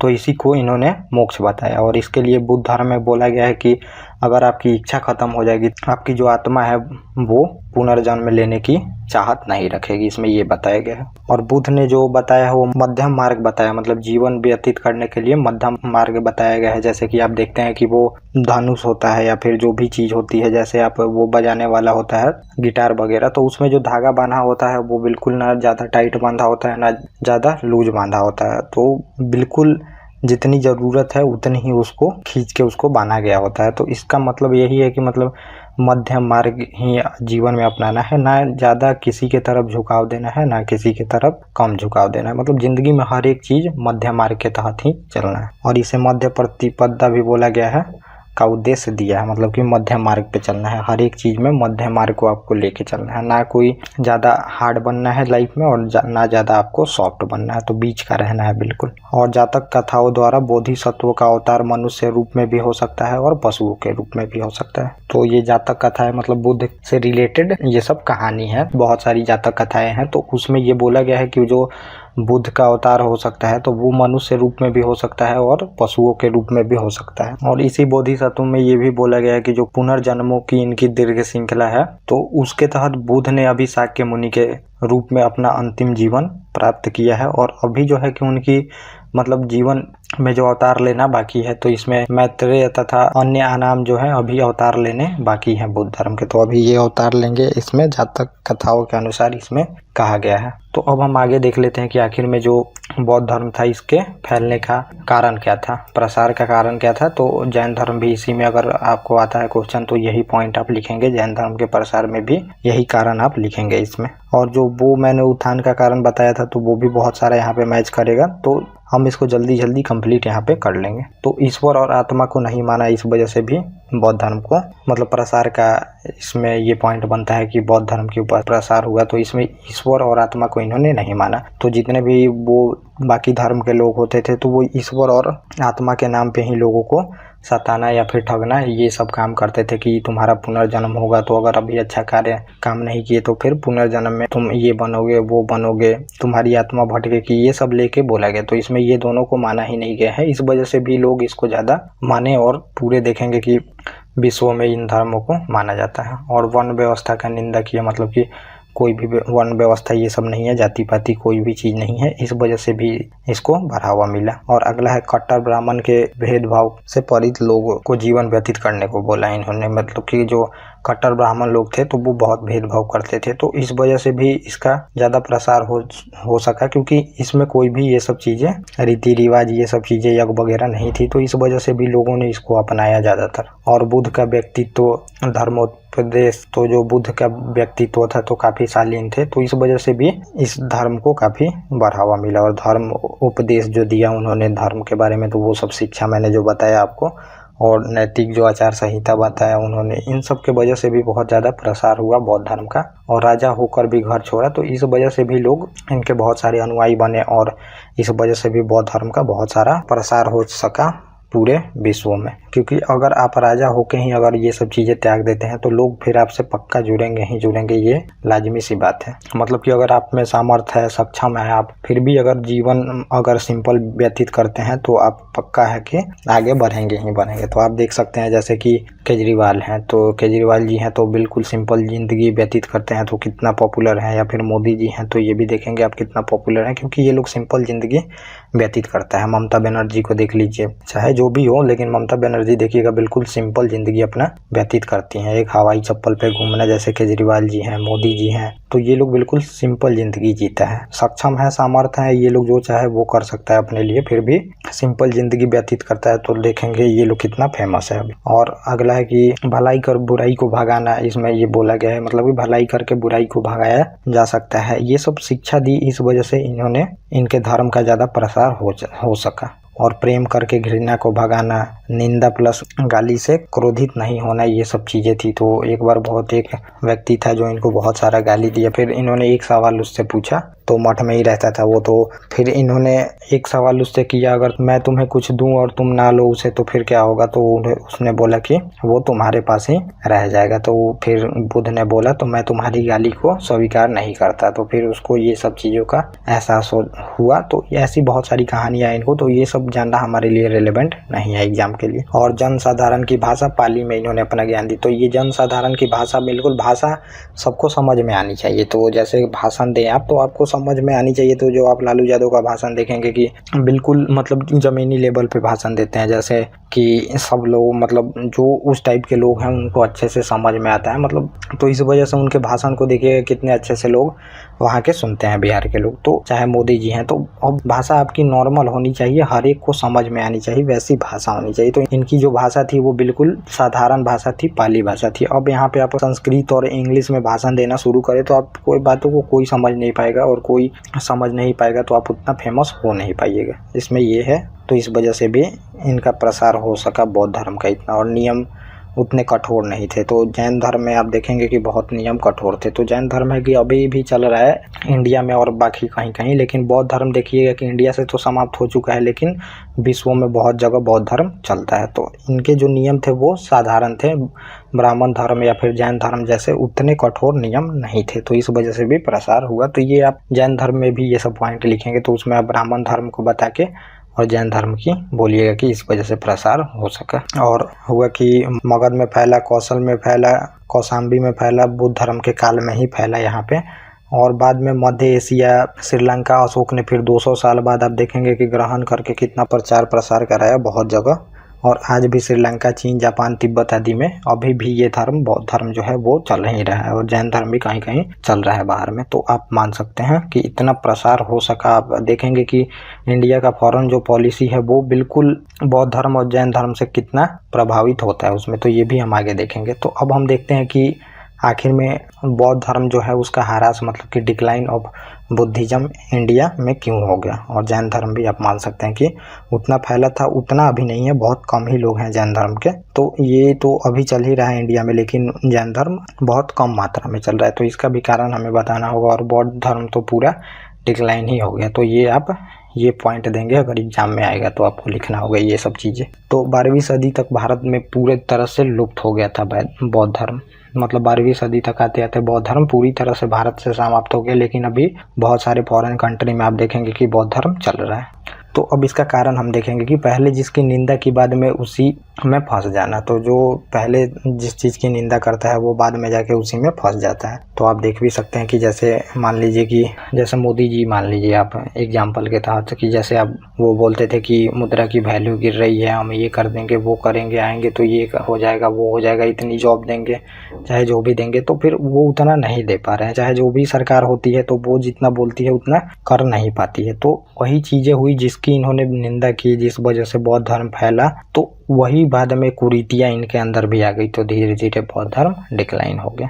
तो पॉइंट में हम देख लेते हैं। तो पहला है कि ब्राह्मण ने अपना धर्म सुधार किया। तो अब बहुत ज़्यादा बौद्ध धर्म फैलने लगा, तो फिर ब्राह्मण धर्म जो था वो धीरे धीरे अपने धर्म में सुधार किया। तो आप देखेंगे कि उसके बाद जो मगध साम्राज्य के बाद ब्राह्मण साम्राज्य ही आता है, मतलब कि जो मगध साम्राज्य था उस पर ब्राह्मण वंश के लोग राज करेंगे। तो इन्होंने अपने धर्म को सुधारा, गौधन वगैरह जो थी वो सब पे रोक लगाई, मतलब उनकी अब विशेषता ये लोग समझने लगे, स्त्रियों शूद्रों की, ये सब चीज़ों में सुधार ये लोग करने लगे। तो ब्राह्मण धर्म अपने जो कुरीतियों के लिए नीचे होने लगा था, डिक्लाइन होने लगा था, उन सबको इन्होंने फिर ठीक किया, तब जाके फिर बौद्ध धर्म वहाँ से डिक्लाइन होने लगता है। क्योंकि जब अब जो हिंदू धर्म के लोग थे तो वो फिर अपने धर्म को मतलब अच्छा देखने लगेंगे या फिर वो अच्छा होने लगेगा तो उसी में रहने लगे, तो फिर बौद्ध धर्म में लोग कम आने लगे, तो इस वजह से भी बौद्ध धर्म डिक्लाइन होने लगा। और दूसरा कारण है कि बौद्ध धर्म की में विकृतियाँ आ गई, तो भिक्षु जो थे वो जनजीवन धारा से कट गए। तो पहले जो भिक्षु थे तो वो बौद्ध धर्म का प्रचार वगैरह करते थे, लेकिन जो मतलब बुद्ध की मृत्यु हो जाती है उसके बाद जो बिहार होता है इनका निवास स्थान, तो वो बिल्कुल तरह से कानून फानून मतलब ये सब बिल्कुल वहाँ पे समाप्त हो गई। अब वहाँ पे लोग आगे ये पॉइंट मैं बताऊंगा आपको कि क्या हुआ, तो पहले हम ये देख लेते हैं कि विकृतियाँ आ गई, भिक्षुक जनजीवन धारा से कट गए। तो जो भिक्षुक थे तो मैंने बताया था कि दो तरह के लोग होते थे, एक तो अपना सामान्य जीवन व्यतीत करते हुए बौद्ध धर्म को अपनाते थे, और एक भिक्षुक होते थे कि जो पूरी तरह से 10 शील उनको मानना होता था और वो अपने जीवन को व्यतीत करते थे। तो अब जो भिक्षुक थे वो पूरी तरह से जनजीवन धारा से कट गए, मतलब कि समझिए कि ये लोग जो हैं वो अब बिल्कुल ये भिक्षुक वाला जो चीज़ें मतलब बुद्ध ने बोला था पालन करने के लिए वो सब त्याग देते हैं। तो जो इनको करने का मन था वो करते हैं, और ये लोग हर एक जो बौद्ध धर्म में बौद्ध धर्म की प्रचार वगैरह करना या फिर सादा जीवन व्यतीत करना ये सब छोड़ के ये लोग भोग विलास ये सब चीज़ें करने लगते हैं। और आगे हम देखते हैं कि पाली भाषा छोड़ संस्कृत भाषा में भी बहुत सारे ग्रंथ वगैरह इनके लिखवाए जाते हैं, और जो भिक्षु वगैरह थे तो वो मतलब कि संस्कृत भाषा का वहाँ पे प्रचलन हो जाता है ज़्यादा, इस वजह से भी ये डिक्लाइन होने लगता है, क्योंकि इसी भाषा के वजह से इनका विस्तार हुआ था या फिर इनका फैलाव इतना हुआ था। लेकिन अब जो ये भाषा थी ये छोड़ के लोग संस्कृत तरफ बढ़ने लगे बौद्ध धर्म के लोग, इस वजह से भी इसका डिक्लाइन होता है। और संस्कृत इस वजह से भी बढ़ी क्योंकि अब बौद्ध धर्म अपना धर्म सुधार चुका था, तो वो संस्कृत भाषा ज़्यादा ध्यान देते थे बौद्ध धर्म के लोग। और जो ये संस्कृत भाषा है तो ये विद्वानों वगैरह की भाषा थी, तो विद्वान वगैरह ही जानते थे संस्कृत वगैरह, तो इस वजह से जो नीचे के लोग होते हैं तो वो मैंने बताया था आपको पिरामिड टाइप का, तो नीचे के लोग बहुत ज़्यादा होते हैं। तो अब इससे हुआ विद्वान लोग ही बस संस्कृत जानते थे, जो नीचे के लोग थे वो कम जानते थे। तो अब इतने लोगों में नहीं फैलेगा, इतना कम में फैल के फिर धीरे धीरे बौद्ध धर्म इस वजह से भी नीचे चला गया। और अगला है कि ईसा की प्रथम शताब्दी प्रतिमा पूजा चढ़ावन ये सब चीज़ें होने लगी। तो जिस चीज़ का बुद्ध ने मना किया था कि उनकी मूर्ति पूजा वगैरह नहीं होगी, चढ़ावा वगैरह नहीं होगा, मतलब जो ये सब चढ़ावा होते हैं मूर्तियों पे तो ये सब नहीं होगा। लेकिन ये सब ईसा की जब प्रथम शताब्दी आती है तो उस टाइम ये सब छोड़ के अब लोग पूजन वगैरह आप देखेंगे कि बुद्ध की बहुत सारी मूर्तियाँ वगैरह बनने लगी, चढ़ावा ये सब चीज़ें होने लगी। और जो बिहार था वो राजाओं की भारी संपत्ति और विलास का कुकर्मों का क्षेत्र बन जाता है। वो मतलब कि अब बिहार में जो बौद्ध धर्म के लोग अनुयायी रहते थे तो निवास स्थान था उनका, तो वहाँ पे आप देखेंगे कि आप इतना भोग विलास ज़्यादा होने लगेगा, मतलब कि स्त्रियों की तो एंट्री हो ही जाती है बिहार में, तो इस वजह से वहाँ पे अब माना जाता है कि जो जो कुकर्म नहीं होने चाहिए थे वो सभी होते हैं। वहाँ पे भोग विलास बहुत बढ़ जाता है, और राजा जो होते हैं वो बहुत दान देते हैं बिहार को मतलब तो बहुत सारा पैसा आ ही जाता है बिहार के पास, उनको कुछ सोचना नहीं होता था, तो हर एक चीज़ें आ जाती थी। तो जो भिक्षुक थे वो अब भोग विलास में डूब जाते हैं, इस वजह से भी डिक्लाइन हो जाता है बौद्ध धर्म का। और जो यही आप भोग विलास वाला देखेंगे तो यही जो नया रूप बना इसको वज्रायन नाम दिया जाता है। जो ये नया रूप बना इनके बौद्ध धर्म का बिहार में, जो भोग विलास बौद्ध धर्म की मृत्यु के बाद बहुत सारा बढ़ गई, कुरीतियाँ ये सब आ गई, उसी को ये बोला जाता है वज्रयान शाखा। तो हीनयान और महायान तो पहले था ही, लेकिन अब ये तीसरा हो जाएगा, वज्रयान शाखा बन जाती है बौद्ध धर्म की। तो हीनयान और महायान भी मैं आपको बताऊंगा आगे, तो आप लोगों को कुछ भी सोचनी नहीं, हर एक चीज़ें आप लोगों को बता दी जाएंगी बहुत अच्छे से। और अगला है कि बिहार में नारी भिक्षु को भोग की वस्तुओं समझने लगे। तो जो भिक्षुक थे तो बिहार में इनको एंट्री तो मिल ही गई थी, मतलब बुद्ध ने दे दिया था, तो इस वजह से अब ये जो भिक्षुक थे तो उनकी भोग की वस्तुएं समझने लगे जो नारी होती थी, इस वजह से भी इनका डिक्लाइन हो चला।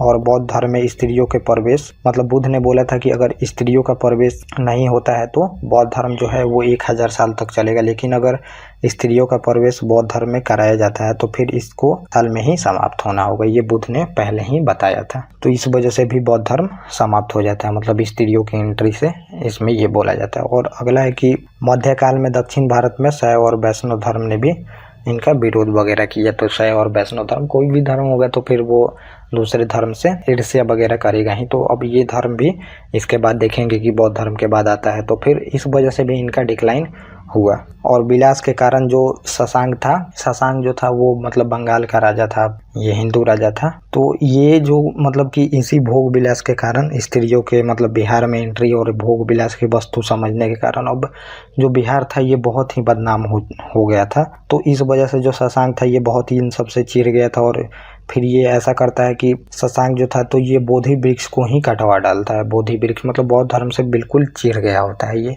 और भी बहुत सारे राजा मतलब इन लोगों के इन सब चरित्र के वजह से चिढ़ गए रहते हैं। और जो वेनसांग आया है वो बोलता है 1600 स्तूप प्लस बिहार को तोड़ डाला और हजारों भिक्षुओं को मार डाला गया। तो इस मतलब इतना चिढ़ गए थे राजा वगैरह लोग इन पे जो भिक्षुक होते थे और बिहार में रहते थे कि 1600 लगभग स्तूप को तोड़ दिया गया। तो स्तूप अब समझ लीजिए स्तूप उसको बोला जाता था जो बुद्ध मर गए तो फिर उनकी जो अस्थि वगैरह होती थी तो उनकी अस्थियों को रख के फिर वहां पे स्तूप का निर्माण कराया जाता था उनके, या फिर उनके अवशेषों को रख के स्तूप का निर्माण कराया जाता था। तो स्तूप आप पढ़िएगा बहुत अच्छे से, जब आर्ट एंड कल्चर पढ़िएगा तो उसमें बहुत अच्छे से स्तूप के बारे में पढ़ाया जाता है। तो ये स्तूप होते थे और बिहार जो होते थे उसमें ये लोग भिक्षुक लोग रहते थे, बिहार या फिर इसको मठ भी बोला जाता था। और चैत्य भी होता था। तो चैत्य जो होता था एक ये होता था बौद्ध धर्म का पूजा स्थल को चैत्य बोला जाता था। तो ये आप ध्यान में रखिएगा। तो ये होता है कि हजारों मतलब भिक्षुओं को मार डाला जाता है राजाओं द्वारा, स्तूपों आदि को तोड़ दिया जाता है। ये सब किया जाता है क्योंकि इतनी कुरीतियां फैल जाती है बौद्ध धर्म की इस वजह से। और बौद्ध विष्णु के अवतार भी समझे जाने लगे और वैष्णव धर्म का हिस्सा ही बन गए। तो एक ये भी माना जाता है कि हिंदू ग्रंथों के अनुसार, वैष्णव धर्म के अनुसार कि जो बुद्ध थे वो विष्णु के ही अवतार थे। तो इनको फिर विष्णु धर्म ही मान लिया गया। तो उसमें ही इनको समाहित धीरे धीरे होते चला गया और उसके बाद वैष्णव धर्म आएगा फिर। और चैत्य स्तूप, तो चैत्य या फिर जो स्तूप बोला जाता था, तो इनको चीता और सावधान के बाद जो बचे हुए अवशेष होते थे इसी के समीप में आवास भिक्षुओं के लिए बिहार बोला जाता, मतलब कि आवास जो होता था उसको बिहार बोला जाता था। और चैत्य जो स्तूप होते थे वो जब बुद्ध की मृत्यु हो गई तो या फिर उनके सावधान या फिर जो उनका जो राख वगैरह बचा था तो उसको रख के चैत्य या स्तूप का निर्माण कराया जाता था और इसको पूजा स्थल माना जाता था बौद्ध धर्म का।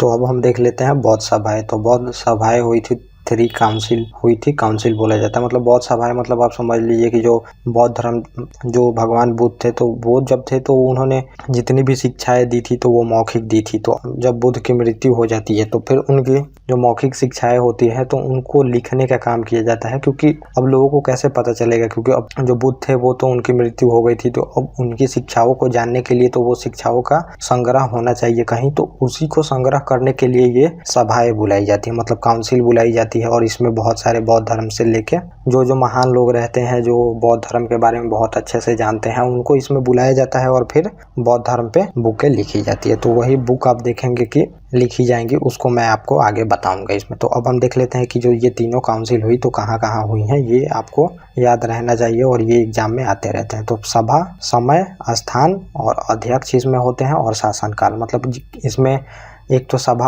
होगा, कौन सा सभा है, मतलब पहला है, दूसरा है, तीसरा है, और उसके बाद दूसरा आपको समय भी पता होना चाहिए। और स्थान मतलब ये जो सभा होती है ये काउंसिल मतलब बुलाई जाती है, ये कहाँ पे बुलाई जाती है और इसके अध्यक्ष कौन होते हैं। तो कोई भी जैसे आप कमेटी देखिएगा या फिर जैसे कोई मिनिस्ट्री देखिएगा, तो आप देखिएगा जैसे फाइनेंस मिनिस्ट्री है तो फाइनेंस मिनिस्ट्री में देखिए कि निर्मला सीतारमन जी हैं, लेकिन उसमें बहुत सारे लोग होंगे जो उनके अंडर में काम करते होंगे। तो उस टाइप के एक अध्यक्ष होते थे और उनके अंडर में ये सब कामें होती थी। और शासनकाल, अब मान लीजिए कि शासनकाल भी होगा, जो राजा होगा उस टाइम में, तो आप देखेंगे कि नरेंद्र मोदी जैसे अभी राजा है तो उस टाइम भी राजा होंगे। तो अब राजा मतलब इस वे में मैं बता रहा कि एग्जाम्पल के लिए, तो अभी राजा नहीं, ये डेमोक्रेसी है तो डेमोक्रेसी में सरकार को चुना जाता है। तो ये आप यहाँ पे समझ लीजिए। तो पहला है इसमें कि प्रथम बौद्ध संगीति, ये 483 ईसा पूर्व में होती है और ये बुद्ध की मृत्यु होती है तभी बुलाई जाती है पहली काउंसिल को। और ये राजगृह में होती है, स्थान जो नाम है इसका राजगृह है। और ये इसके अध्यक्ष जो होते हैं महाकश्यप होते हैं और ये अजात शत्रु के शासनकाल में होती है। तो ये सब मैं आपको बता ही चुका हूँ, पहले अजात शत्रु के बारे में पढ़ा चुका हूँ। और द्वितीय की 383 ईसा पूर्व में होती है, 100 साल बाद आप देख रहे हैं, और वैशाली में ये होती है और सबाकामी इसके अध्यक्ष थे। और काला अशोक के शासनकाल में ये दूसरी बौद्ध संगीति होती है। और तृतीय हम देख लेते हैं, तो तृतीय 255 ईसा पूर्व में होती है और पाटलिपुत्र, और इसके अध्यक्ष जो होते हैं मोगली पुत्र होते हैं और अशोक के शासनकाल में ये होती है बौद्ध संगीति। और चतुर्थ जो होती है ईसा की प्रथम शताब्दी में कुंडल वन में होती है। जगह मतलब जो है वो कुंडल वन है और ये वसुमित्र या अश्वघोष के अध्यक्षता में होती है और कनिष्क का शासनकाल रहता है। तो ये आपने काउंसिल देख ली। और ये जो चौथा बौद्ध संगीति होता है, चौथा ये जो आप देख रहे हैं, तो चौथे के बाद होता है कि बौद्ध धर्म जो होता है वो बौद्ध धर्म 2 भागों में विभाजित हो जाता है। इसी में जो चौथे बौद्ध संगीति के बाद हीनयान और महायान में ये विभाजित हो जाता है। तो हम देख लेते हैं कि हीनयान और महायान है क्या। तो अब हीनयान वो होते हैं जिसमें कि जैसे कि मान लीजिए कि बुद्ध को महापुरुष के रूप में मानते हैं हीनयान वाले, और इसमें मूर्ति पूजा वगैरह, बौद्ध की मूर्ति वगैरह की पूजा, ये सब ये लोग पालन करने की बात करते हैं। और जो महायान संप्रदाय के लोग होते हैं तो ये बोलते हैं कि जो बौद्ध धर्म है ये जादूगर जैसा इनको मानते हैं, जैसे चमत्कारी पुरुष, भगवान, ये सब। लेकिन ये लोग बोधिसत्वों में संकल्पना रखते हैं, मतलब जो बौद्ध धर्म की शिक्षा वगैरह थी वही।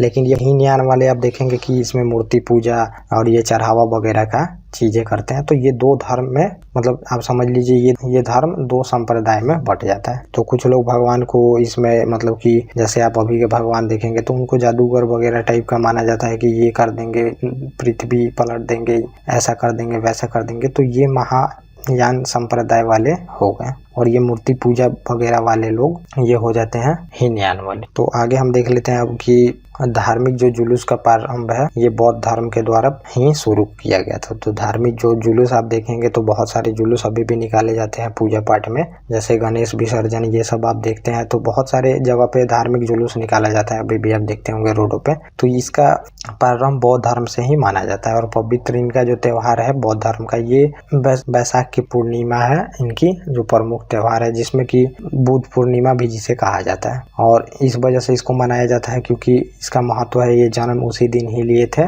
बुद्ध पूर्णिमा को ज्ञान की भी प्राप्ति उसी दिन हुई थी और महापरिनिर्वाण की भी प्राप्ति इनको उसी दिन हुई थी। इसी वजह से इसको मनाया जाता है। इनमें काफ़ी ये, जैसे कि हमारे में बहुत सारे जो फेस्टिवल हैं वो इम्पोर्टेंट है, वैसे ही इनमें ये फेस्टिवल इम्पोर्टेंट है बौद्ध धर्म। और अब हम देख लेते हैं जो त्रिपिटक है बौद्ध धर्म से संबंधित बुक है, ये आप समझ लीजिए। तो जो बौद्ध धर्म के अनुयायी थे तो उन्होंने बुक को लिखा, क्योंकि बुद्ध तो जो थे वो मौखिक शिक्षा देते थे, मुंह से बताते थे अपने शिक्षाओं को। तो उनके जो शिक्षाओं को संग्रह करने का जरूरत पड़ा, उसे ही त्रिपिटक बोला जाएगा। मतलब कि गौतम बुद्ध के उपदेशों के संग्रह 500 BC से लेके 100 BC तक माना जाता है इसमें कि इनकी रचना हुई है। हिंदू धर्म में जैसे वेदों का स्थान है वैसे ही बौद्ध धर्म में ये त्रिपिटक का स्थान है। तो हमारे धर्म के बारे में हमें कैसे पता चलती है, वेद वगैरह से। तो ये जो बौद्ध धर्म है इसके बारे में बहुत अच्छे से जानकारी वगैरह ये त्रिपिटक से पता चलती है। मतलब ये त्रिपिटक है, ये जो बुक है, और इस बुक में बौद्ध धर्म से रिलेटेड हर एक चीजें इसमें लिखी गई हैं। तो वही हमें देखना है यहाँ पे। तो पहला है विनय पिटक, और ये रूपाली जो इनके शिष्य होते हैं इनके द्वारा इसकी मानी जाती है कि रचना की गई है। और प्रथम बौद्ध संगीति द्वारा पाली भाषा में ये लिखी गई है। तो जो प्रथम बौद्ध संगीति होती है काउंसिल, जो उसमें रूपाली जो इनके शिष्य होते हैं माना जाता है कि इनके द्वारा इसकी रचना की गई है। और इसमें जो है तो इस बुक में लिखा गया है, समझ लीजिए आचार सूत्र बताए गए हैं, मतलब कि संघ संबंधित नियम वगैरह इसमें है। अनुशासन कैसे होगी, नियम कैसे होंगे, जो बौद्ध भिक्षुक होंगे उनके कैसे कैसे फॉलो करनी होगी, कानून वगैरह, ये सब चीजें इसमें नियम वगैरह लिखी गई हैं। अनुशासन और बौद्ध भिक्षुओं के लिए और बौद्ध भिक्षुवनियों के लिए, मतलब कि जो लेडी उसमें थी तो उनके लिए भी, और जो भिक्षुक हैं उनके लिए भी इसमें ये सब आचार संहिता लिखी गई है कि कौन सा नियम वगैरह का पालन इसमें करना होगा।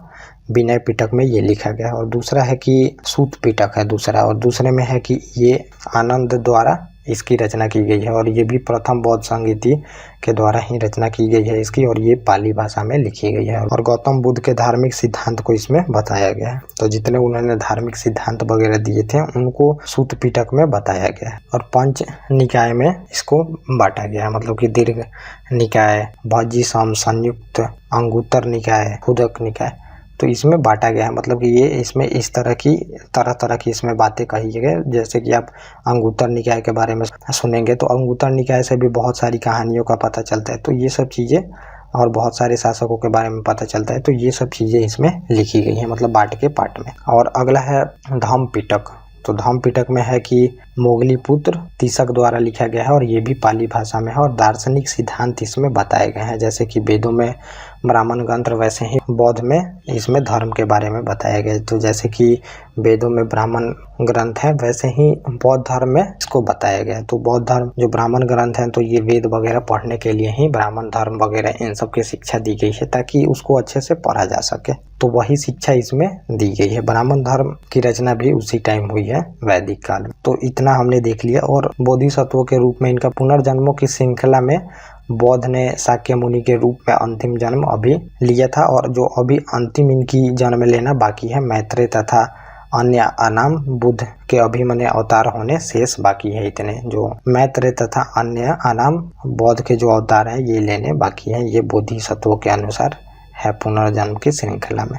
तो अब हम आगे देख लेते हैं कि आखिर में बौद्ध धर्म का महत्व क्या है अभी के लिए या फिर प्रभाव क्या है हमारे समाज पे या फिर जैनों का। तो जैनों में भी आप यही लिख सकते हैं। तो अब हम देख लेते हैं कि क्या प्रभाव है और क्या महत्व है बौद्ध धर्म का हमारे लिए अभी भी। तो असमानता उस समय की कम करने को बात की गई थी। तो उस टाइम जो असमानताएं हो गई थी जाति के अनुसार तो शूद्रों को उतना नीचे रखा जाता था और बहुत सारी भेदभाव की जाती थी। तो अभी भी आप देखेंगे कि अभी के भी समाज में इस टाइप की व्यवस्था है और अभी भी समाज जो है तो वो जाति प्रधान ही। आप देखेंगे कि जाति का हमारे समाज में बहुत बोलबाला है, बहुत प्रचलन है। इस वजह से अभी भी ये सब जो उनकी दी गई शिक्षाएं हैं उनको अभी भी हमें पालन करना चाहिए और जो भी नीचे की कास्ट है उनको हमें बराबरी में लाने का कोशिश करना चाहिए और बराबरी में लाना चाहिए और उनके साथ भेदभाव नहीं होना चाहिए। ये सब हमें सुनिश्चित करना चाहिए। और अगला है कि भोग विलास आदि से बचने को कहा है इसमें। तो आप देखेंगे जब मैंने आपको शिक्षा बताया था तो इसमें भोग विलास से दूर रहने को बताया है बुद्ध ने। तो वो सब चीज़ें अभी भी हमें करनी चाहिए। आज भी समस्या का सभी कारण यही है। जितना हम भोग विलास कर रहे हैं उतना ही पृथ्वी पे दबाव बढ़ते जा रहा है और ये सब चीज़ें जितना हम आजकल फैशन का युग है और फैशन का हम उपयोग करते जा रहे हैं उतना ही ग्लोबल वार्मिंग आप देख रहे हैं हो रहा है। जितना हम अब एक बस में सभी लोग ऑफिस जा सकते हैं लेकिन आप देखिएगा कि बस में नहीं, सभी अपने पर्सनल कार से जाते हैं और बहुत लग्जरी कार से, ये सब चीज़ें से जाते हैं। तो ये क्या होता है, उतना फ्यूल का कंजम्पशन है। जहाँ पे कम फ्यूल लगना चाहिए वहाँ पे ज़्यादा फ्यूल का उपयोग हो रहा है जिससे कार्बन डाइऑक्साइड ये सब निकल रहे हैं जिस वजह से बहुत सारी गैस निकल के और ग्लोबल वार्मिंग को कर रही हैं। तो ये सब चीज़ें अगर हम कम भोग विलास करेंगे, कम से कम अपनी शरीर को मतलब ज़्यादा आराम देने का कोशिश नहीं करेंगे, मध्यम मार्ग जो शिक्षा बताते हैं बुद्ध उसकी पालन करेंगे तो ये सब चीज़ों से भी हम छुटकारा पा सकते हैं। ये पूरी दुनिया के लिए। और वर्णमूलक समाज के समर्थन और स्त्रियों को भी महत्व दिया। तो इतिहास में आप देखिएगा कि स्त्रियों का कितना महत्व गिरते आया है उत्तर वैदिक काल से। तो अभी भी देखिएगा कि उनके साथ भेदभाव होते ही रह रहा है। हर एक क्षेत्र में भेदभाव आप देख रहे हैं। तो आप देखते भी होंगे कि अगर किसी पुरुष को किसी सेक्टर में 100 रुपये का सैलरी मिल रहा है तो उस सेक्टर में जो महिला काम कर रही है तो उसको 25 रुपये ही सैलरी मिलता है। तो अभी इतना भेदभाव, इतना डिस्क्रिमिनेशन होता है और ये बहुत सारी रिपोर्ट में बताया गया है इसको। तो अभी भी हमें ये सब जो बौद्ध धर्म की शिक्षा थी उसको पालन करके हमें इनको और वर्णमूलक भी बनाना चाहिए। मतलब कोई भी भेदभाव कहीं भी नहीं होना चाहिए। और चौथा है कि अहिंसा की बात की, जीव मात्र के प्रति दया और पशुधन इससे बढ़ेगा। तो आज आप देख रहे हैं कि पशुधन के ही बात पे बहुत सारे दंगे फसाद होते हैं, गौ हत्या चाहे ये है। अहिंसा की बात की तो आप आज देखेंगे कि अब दुनिया तीसरे वर्ल्ड वार के कगार पे खड़ी है और इन्होंने अहिंसा की बात की है, जीव मात्र की भी हत्या वगैरह की नहीं की है। हर एक को अच्छे से और हर एक के साथ अच्छे से व्यवहार करने की बात की है। तो आज ये सब अगर फॉलो किया जाता है तो ये सब बहुत सारी समस्याओं का निदान कर सकता है। ये सब युद्ध वगैरह ये सब कम हो सकते हैं अगर सभी देश पालन करने लगे इनके बातों का। और अगला है पांचवा की अंधविश्वास के स्थान पर तर्क की बात की। तो अंधविश्वास को भी फॉलो करने की बात नहीं की। जैसे कि आप देखेंगे कि पुनर्जन्म की ये सब मान्यता ये नहीं मानते थे। तो पुनर्जन्म के ही नाम पे देखेंगे कि अंधविश्वास किया जाता है कि तुम्हारा जन्म अगले जन्म में ऐसा होगा वैसा होगा, तुमको ये सजा भुगतनी पड़ सकती है, परलोक में जाना होगा, लोक में जाना होगा, कौन कौन से लोक में जाना होगा, ये सबसे लोगों को डराया जाता है। फिर उनका शोषण वगैरह किया जाता है। तो अंधविश्वास पे भी इन्होंने विश्वास नहीं किया, तर्क के साथ कोई भी काम करने की बात कही। और अगला है कि बौद्ध विहार प्लस स्तूप बने। तो जो बौद्ध विहार थे तो शिक्षा का केंद्र बने। नालंदा और विक्रमशिला आप देखेंगे कि बहुत ही शिक्षा का बड़ा केंद्र बनते हैं। तो इससे ये भी हमारे महत्व है और प्रभाव है कि इनके दिए गए चीज़ों से हमें शिक्षा मिली। और जो बौद्ध है तो ये कला भी हुई।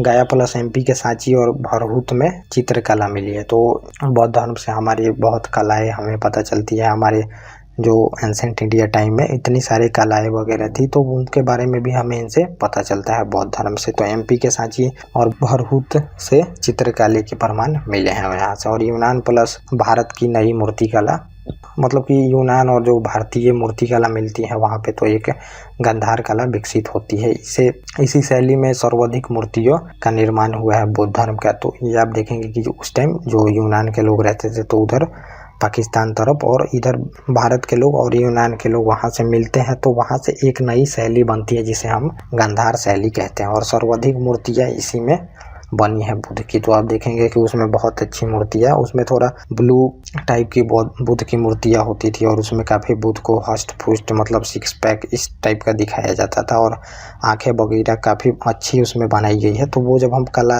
और संस्कृति देखेंगे तो उसमें आपको मैं बताऊँगा। लेकिन जो सर्वाधिक ये इसमें बात की है तो मूर्ति तो गंधार कला में बनी है, लेकिन पहली इनकी मूर्ति मथुरा कला में अंतर्गत बनी है। तो मथुरा कला भी मैं आपको बताऊंगा। तो ये मथुरा के साइड में फैली थी, तो उसमें जो बुद्ध धर्म की मूर्तियाँ बनी है तो उसमें थोड़ा अलग टाइप की मूर्तियाँ बनी है जो कि यूनान और भारतीय कला मतलब कि गंधार कला से बनी है, तो उससे थोड़ा डिफरेंट टाइप की मूर्तियाँ बनी है उसमें। और इसी समय जो भिक्षुओं के निवास के लिए चट्टानों को काट कर कमरा बनाया गया, बराबर की पहाड़ियों तथा पश्चिम भारत के नासिक के आसपास में बहुत सारी जो पहाड़ियाँ थी उनको काट के बौद्ध भिक्षुओं के लिए विहार बनाए गए वहाँ पे। तो बराबर की पहाड़ियाँ गया में, पश्चिम भारत में नासिक के आसपास। तो ये सब चीज़ें मैं आपको आर्ट एंड कल्चर में पढ़ाऊँगा, क्योंकि इतनी सारी चीज़ें यहाँ पे मैं कंप्लीट नहीं कर सकता हूँ क्योंकि बहुत ही लंबा वीडियो हो चुका है अभी। और आपको मतलब समय के अनुसार और रेलेवेंट के अनुसार कौन सी चीज़ें कहाँ पढ़नी है ये समझ होनी चाहिए, तभी जाके आप एग्जाम को क्रैक कर पाएंगे। तो अब हम देख लेते हैं आगे कि अभी के लिए क्या प्रासंगिकता है बौद्ध धर्म की और जैन धर्म की, और हमारे जो इंटरनेशनल रिलेशन वगैरह ये सब चीज़ें हैं तो इससे कैसे प्रभावित होते हैं, ये भी पॉइंट आप यहाँ पे जान लीजिए। तो कूटनीतिक संबंधों के लिए बौद्ध धर्म की बहुत ज़रूरी है। तो अभी जो आप हमारा जापान के साथ रिलेशन देखेंगे या फिर श्रीलंका और बहुत सारी कंट्रियाँ हैं तो वहाँ पे बौद्ध धर्म है, तो उसके अनुसार हमारे काफ़ी फॉरेन रिलेशन प्रभावित होते हैं और बहुत सारी हमें फ़ायदाएँ होती हैं इस वजह से, क्योंकि जो बौद्ध धर्म है तो यहीं से गया है, तो इस वजह से उनको माना जाता है कि जन्मभूमि है, तो उनको यहाँ के लोग काफ़ी सहिष्णु लोग हैं, मतलब कि अच्छे लोग हैं। और कभी भी हम मार झगड़ा लड़ाई ये सब चीज़ों का बात नहीं करते, हम हमेशा अहिंसा वगैरह की बात करते हैं। तो ये सब शिक्षा हमें कहाँ से मिली है, बौद्ध धर्म,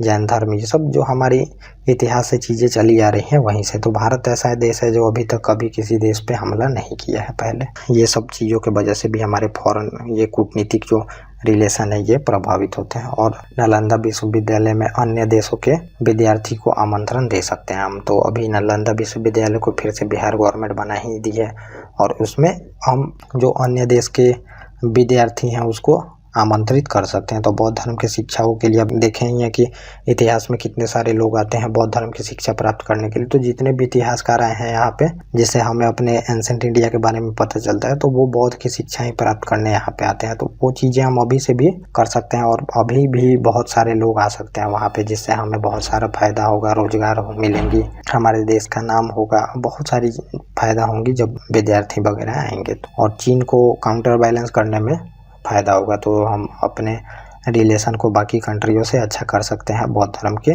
तहत। जैसे श्रीलंका हो गया, भूटान के लोगों को आप देखेंगे तो बौद्ध धर्म को काफ़ी मानते हैं।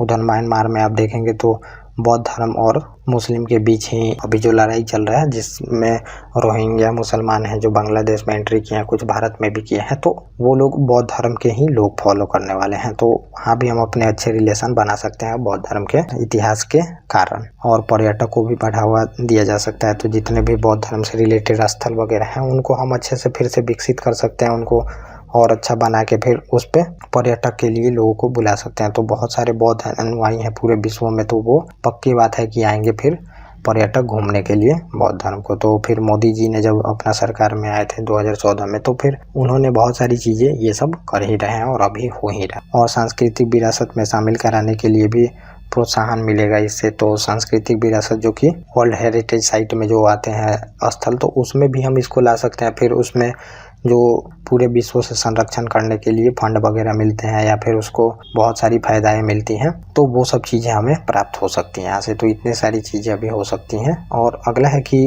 कुछ पॉइंट है वो आप जान लीजिए जो कि एग्जाम में बार बार पूछे गए हैं। तो ये जो ऐसे डबल एरो में चिन्ह बनाया होता है, तो इसका मतलब समझिएगा कि आप सीधे वो नोट में लिखा गया है। तो ये नोट में कुछ पॉइंट है, ये मैं लिख दिया हूँ यहाँ पे। तो देवदत्त जो था वो बुद्ध का चचेरा भाई था और बौद्ध संघ का प्रधान बनना चाहता था। तो बहुत सारी बौद्ध धर्म के बुद्ध के साथ ये तरह तरह की चालें चलता है, इनको परेशान करता है, लेकिन बाद में इसे भी समझ में आता है और ये भी बुद्ध का अनुयायी बन जाता है। और वर्षा ऋतु के समय भिक्षुओं द्वारा किए गए अपराधों की स्वीकारिती प्लस आगे के लिए योजना बनाई जाती थी। तो जब वर्षा ऋतु का समय चलता था तो बौद्ध जो भिक्षु थे तो वो अपने जितने भी अपराध वगैरह किए रहते थे उसको स्वीकार करते थे और अपने आप को सजा भी देते थे। और उसी टाइम जब बरसात का टाइम होता है तो बरसात के टाइम में फिर ये अगले साल की योजना भी बनाते थे। तो ये भी आप ध्यान में रखिएगा। और कुषाण काल में ही गांधार एवं मथुरा कला शैली बुद्ध प्लस बोधिसत्वों की बहुसंख्य मूर्तियाँ बैठी एवं खड़ी, बहुत सारी उसमें जो गांधार कला और मथुरा कला में बहुत सारी उसमें बहुत तरह की बुद्ध की मूर्तियों को बनाया गया है। तो वो मैं आपको बताऊंगा जब आर्ट एंड कल्चर पढ़ाऊंगा। तो इसमें ये कुषाण काल के समय ही इसका विकास हुआ। तो कुषाण काल भी मैं आपको आगे बताऊंगा इसमें। तो नागार्जुन था, ये कनिष्क के दरबार में इसकी तुलना मार्टिन लूथर से की जाती थी। तो ये कनिष्क के दरबार में रहता था और इसने चीन की यात्रा करके बुद्ध शिक्षा वहाँ पे प्रदान की थी। तो चीन में जाके इसने बुद्ध शिक्षा प्रदान की थी उन लोगों को। तो ये कनिष्क का दरबारी था और इसकी तुलना मार्टिन लूथर से की जाती है। तो मार्टिन लूथर को आप देखेंगे कि ये यूरोप के लेखक है बहुत बड़े। और हेनसांग जो थे इसे संसार के 4 मार्गदर्शक शक्तियों में से एक माना जाता है। मतलब हेनसांग जो है इनको 4 जो मार्गदर्शक है शक्तियाँ इनमें से एक माना जाता है। तो इनके कलम में काफ़ी दम था ये माना जाता है और इनके तलवार में भी काफ़ी दम था। ये भी बोला जाता है कि तलवार चलाने के साथ साथ इनके हाथ में जो कलम होती है उसमें भी बहुत ताकत थी। तो इन्होंने बहुत सारा इतिहास इनसे मिलता है हमारे एंसेंट इंडिया के बारे में। और नागार्जुन थे ये सापेक्षता का सिद्धांत दिया था और भारत का आइंस्टीन भी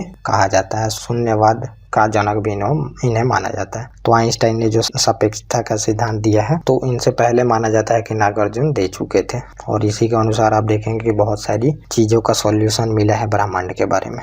तो इतना सारा चीज़ हम देख लिए बौद्ध धर्म के बारे में। तो यहाँ से ये हमारा टॉपिक यहाँ पे कंप्लीट होता है। तो आप यहाँ पे बौद्ध धर्म के बारे में आपको एक भी पॉइंट जो है मैं नहीं छोड़ रहा हूँ, कॉन्सेप्चुअल से लेके फैक्चुअल हर एक चीज़ें आपको कंप्लीट करा दी गई हैं। तो बस आप लोग कृपया इसको सीक्वेंस से देखते हैं और इसको रिविजन करें, तभी जाके आगे समझ आएगा आपको। इसके बाद हम देखेंगे जैन धर्म के बारे में। तो जैन धर्म भी बहुत अच्छे से चलेगा, लेकिन थोड़ा ये बुद्ध धर्म से छोटा शॉर्ट क्लास होगा। तो बहुत सारी चीज़ें इसमें कॉन्सेप्चुअल तो बौद्ध धर्म वाली ही आएगी, लेकिन कुछ और चीज़ें इसमें आएगी, वो मैं ऐड कर दिया हूँ। और उसके बाद हम कंपेयर भी देखेंगे बौद्ध धर्म और जैन धर्म का, और बहुत ही लंबा कंपेयर होगा क्योंकि मैं एक भी एस्पेक्ट आपको छोड़ना नहीं चाहता हूँ आप लोगों के लिए। तो बस आप लोग इसको देखते हैं सीक्वेंस से। Okay guys, thank you.